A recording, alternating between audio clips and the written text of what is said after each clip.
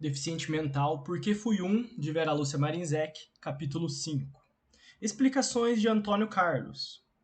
Ao organizar esse livro, fiz alguns estudos e pesquisas. Quantas vezes se erra junto a outras pessoas e é dada a oportunidade de resgatar, reparar unidos? Ter um filho deficiente mental pode parecer sofrimento a muitas pessoas. Creio que é trabalhoso, mas para muitos pais não é uma coisa nem outra. É estar perto daquele que ama.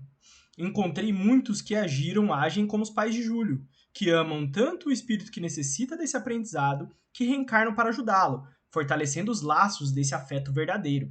O personagem deste capítulo teve uma paralisia. É o nome que se dá a uma sequela de uma doença neurológica. Pode ser paralisia total ou parcial, com ou sem outros distúrbios da fala, audição e visão, etc. A causa pode ser trauma de parto, congênito ou genético. Júlio aprendeu a ser grato, e quando cultivamos a gratidão, nada nos parece injusto, e as ingratidões não nos atingem, porque tudo o que fazemos é por amor e sem esperar recompensas. Devemos lembrar só o que de bom recebemos e esquecer todo o mal. Os pais de Júlio não só devem ser exemplos a ele, mas a todos nós. Há tempos atrás, quando Júlio, em sua encarnação anterior, desencarnou pelas drogas, eles não eram tão influentes como hoje. Tenho visto muitos imprudentes se viciarem, comprometendo-se muito espiritualmente. Os tóxicos existem, e ai de quem deles abusar. Vimos na história real de Júlio uma infeliz reação das muitas que podem acontecer aos que abusam do corpo perfeito, danificando-o com tóxicos, envenenando até seu perispírito, gerando muito sofrimento. Capítulo 3, Lucy. Para mim, até uma certa idade, achava tudo normal, sentia como os outros, era feliz e o centro das atenções e cuidados. Meus genitores, pessoas bondosas e simples, foram excelentes pais e educadores de nós quatro. Éramos em 3 filhos, e eu, a única garota. Não parava quieta, fazia artes, mexia em tudo. Era repreendida, mas de modo carinhoso. Não mexa aí, Lucy. Você pode se machucar. Tinha medo de me machucar, por isso não mexi em nada perigoso. Que me lembre, me machuquei poucas vezes, ao cair por andar sem muita coordenação motora, mas muito sério, só umas saladas, mas nada muito sério, só umas saladas. Era medrosa, tinha medo de dormir sozinha, por isso sempre dormi no quarto dos meus pais. Meus irmãos costumavam trancar seus quartos para que eu não escutasse e bagunçasse, para que eu não entrasse e bagunçasse seus brinquedos e cadernos. Adorava rabiscar cadernos. Às vezes fazia birra, gritava e esperneava, queria algo e se não me dessem, chorava fazendo um escândalo. Nunca levei uma palmada, mas também não me dava o objeto desejado, a causa da birra. Aprendi a me controlar, entendi que não adiantava chorar, isso foi importante para mim. Eduquei o gênio caprichoso de outrora. Era uma deficiente mental. Minha mãe, na minha gestação, teve rubéola. Meus pais espíritas, já naquela época, não quiseram nem falar em aborto. Para descrever a história da minha vida, conversei muito com papai e mamãe. De posse, de mais detalhes, narro-a com mais entendimento. Sinto, Lourdes, disse papai à minha mãe, que essa criança, esse espírito necessita de nós, de reencarnar, que não devemos privá-la dessa oportunidade. Se nascer perfeita, melhor, mas se não, será amada do mesmo modo. Se esse espírito necessita de um aprendizado num corpo deficiente, não terá sido à toa. E tudo fizeram para que a gravidez fosse calma. Nasci e era deficiente. E desde pequena fui cercada de carinho e atenção. Andei e falei depois dos 4 anos, graças aos exercícios que o papai fazia comigo. Ele era militar e gostava de esporte. Recebera de amigos do exército um livro ou folheto de exercícios para desenvolvimento de pessoas deficientes físicas. E esses exercícios me fizeram desenvolver. Tinha papai muita paciência e todos os dias trabalhava comigo. Para não me cansar, os fazia cantando e brincando. Pela profissão do meu pai, mudávamos muito de cidade. Embora fossem pessoas educadas, sofriam o preconceito por serem espíritas e por terem uma filha deficiente mental. Isso 50 anos atrás. Tenho observado que atualmente ainda existem muitos preconceitos em relação à deficiência. Embora tenha diminuído e as pessoas tenham se esclarecido, ainda há. Não deveria haver. Espero que com o amadurecimento moral da humanidade o preconceito também desapareça. Não me importava de mudar de cidade, gostava da casa nova. Ainda não havia notado diferença nenhuma entre mim e os outros. Até mudamos para uma cidade bonita, que no inverno fazia muito frio. Gostamos da cidade, da casa e logo fizemos amigos. Eu era a Lucy, a filha querida, a irmãzinha dos garotos fortes, bonitos e levados. Era princesinha, era muito amada. Tinha então 16 anos, mas sentia que como se tivesse 5. Havia na vizinhança muitas crianças, gostava de vê-las brincando na rua, às vezes ia para perto delas e até me deixavam brincar, mas às vezes atrapalhava porque queria ser o centro das atenções. Agia com elas como estava acostumada a fazer em casa. Para continuar brincando com a garotada, tive de aprender a repartir e esperar minha vez. Foi um ótimo aprendizado. Não gostava de brincar de correr, não conseguia, tinha medo de cair. Quando eles corriam, ficava só olhando. Tornei-me amiga muito mesmo da Joana. Ela morava próxima à nossa casa. Ia muito em casa e brincávamos de boneca, de casinha. Mamãe agradava todas as crianças e tratava-as bem. Quando iam em casa, Joana tinha paciência comigo.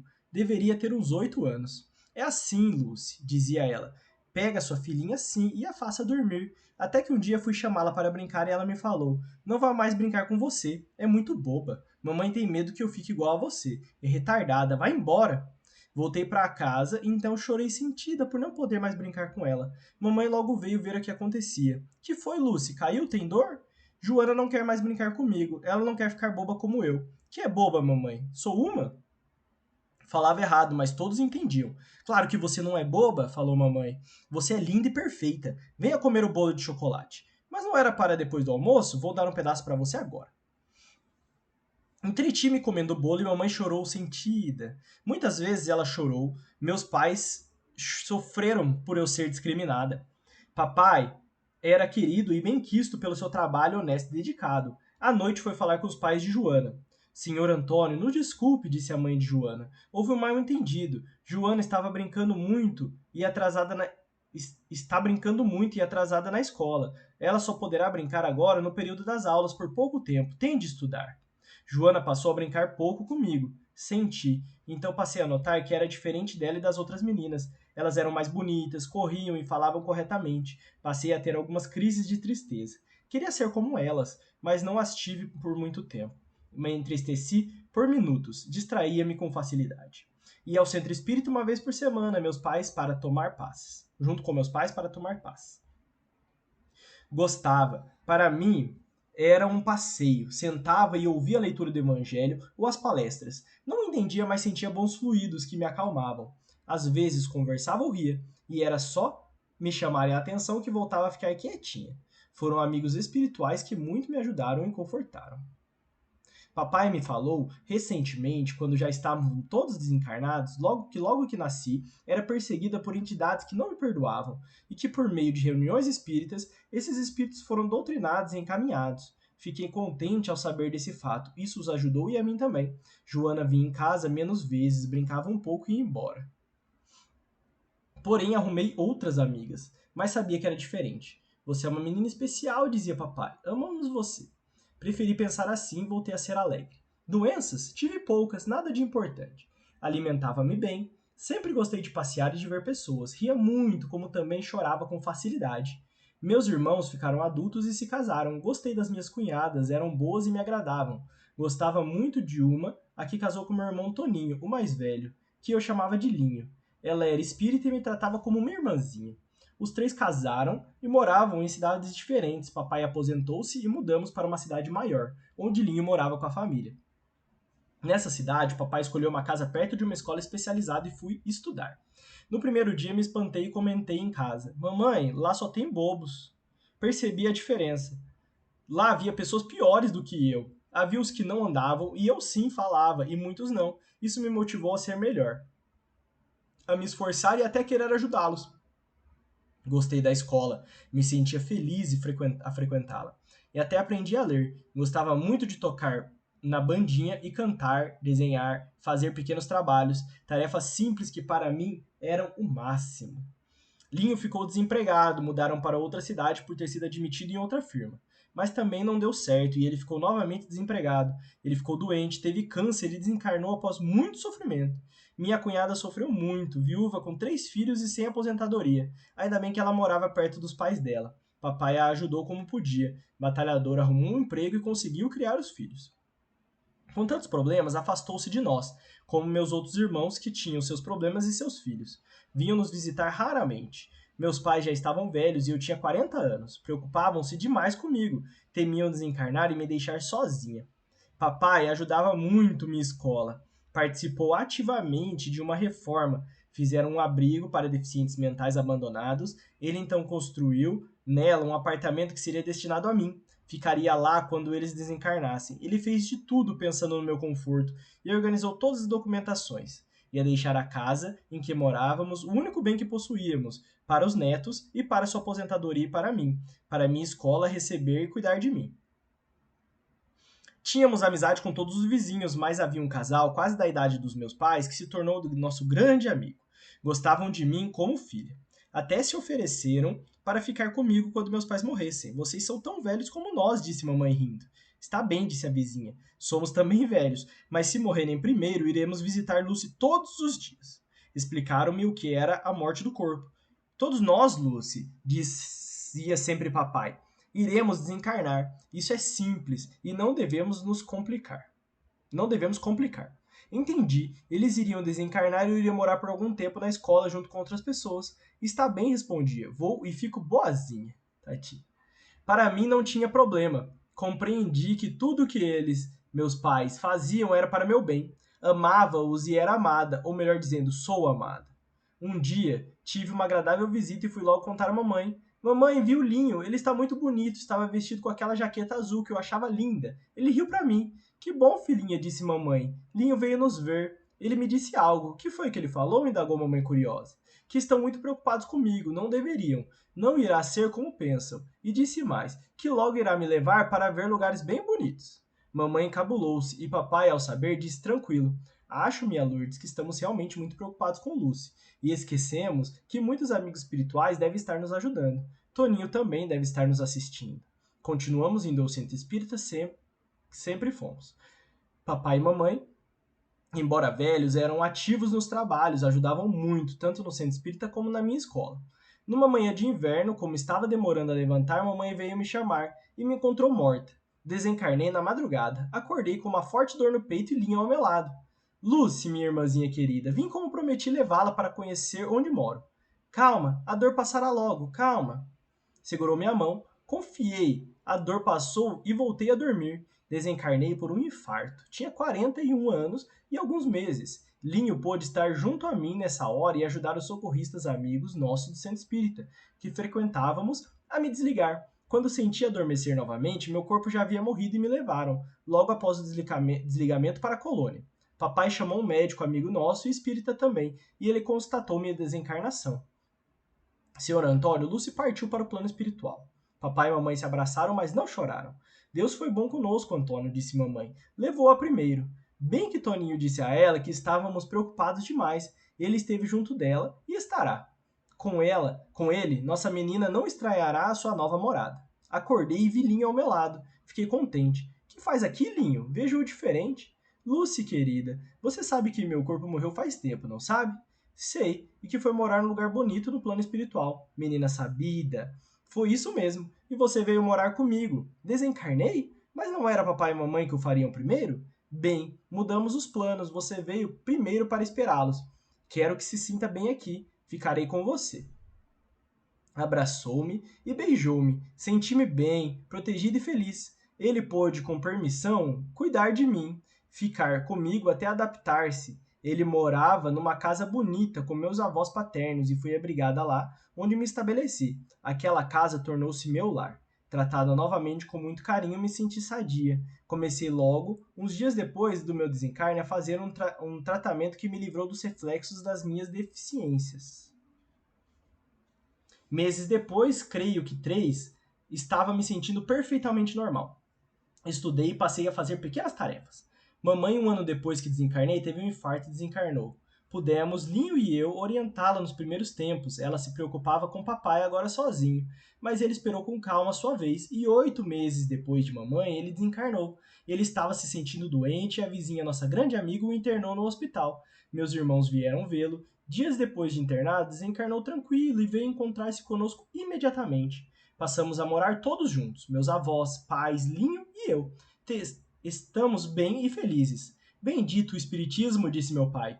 Eles nos deu uma compreensão sobre a vida e sobre a morte.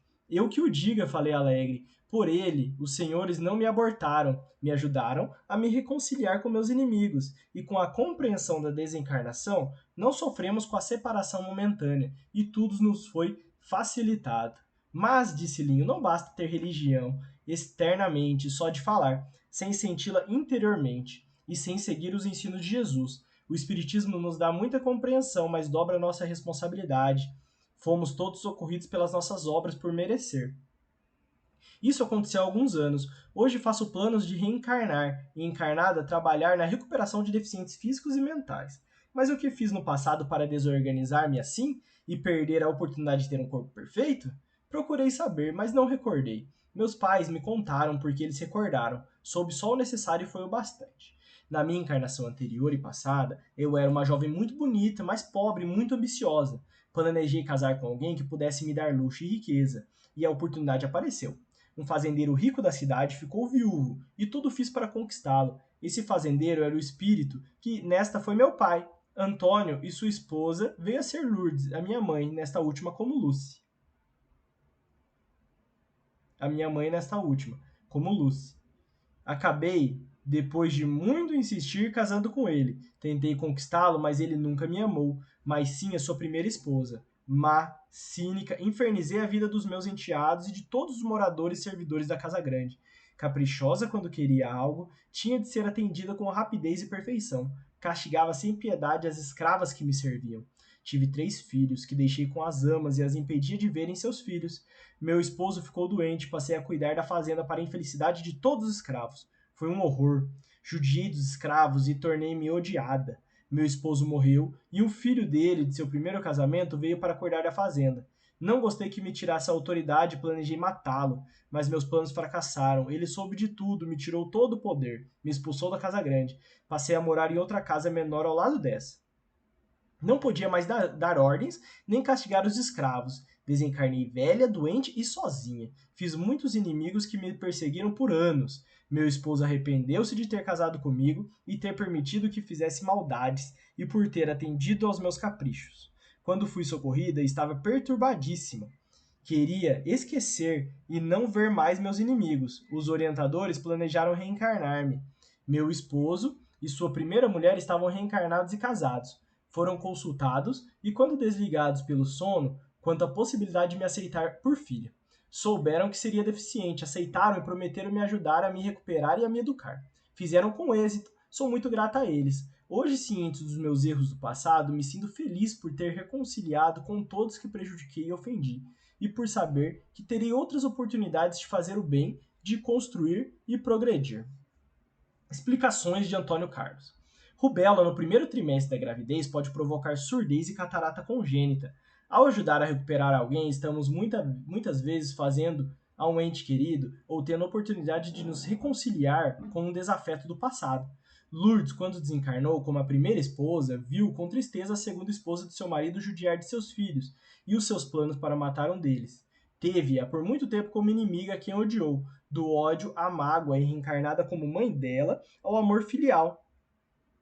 Antônio, o pai, como esposo, permitiu suas maldades por comodismo e cansaço. Errou, tinha de impor sua autoridade para contê-la.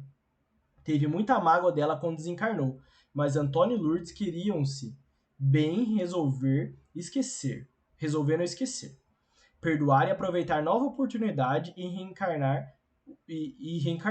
Uniram-se novamente e afetos queridos vieram a ser seus filhos, mas Lucy necessitava reencarnar. Aceitaram-na, não só se reconciliaram, como a ajudaram e muito. Religião não é o fim, mas o meio que nos ajuda a compreender que somos, o que somos e de onde viemos e para onde vamos. O Espiritismo lhes deu essa compreensão, facilitando tanto o entendimento da vida encarnada, como a desencarnação e a mudança que tiveram com ela. Foi um prazer conhecer Sr. Antônio e Dona Lourdes, em que conversa agradável me contaram que quando Lucy nasceu, um médico ao examiná-la lhes deu o diagnóstico de que provavelmente ela seria quase um vegetal, e que morreria certamente na adolescência. Aceitaram-na com carinho por filha, e fizeram de tudo para reabilitá-la, e ela passou a adolescência, foi o conforto e a companhia na velhice deles, e desencarnou após muitos anos do previsto.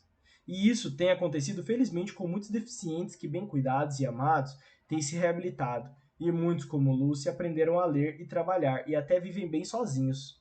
Sr. Antônio e Dona Lourdes trabalham com dedicação no hospital de uma grande colônia no plano espiritual como desencarnados que ainda sentem os reflexos das deficiências que tiveram no corpo físico.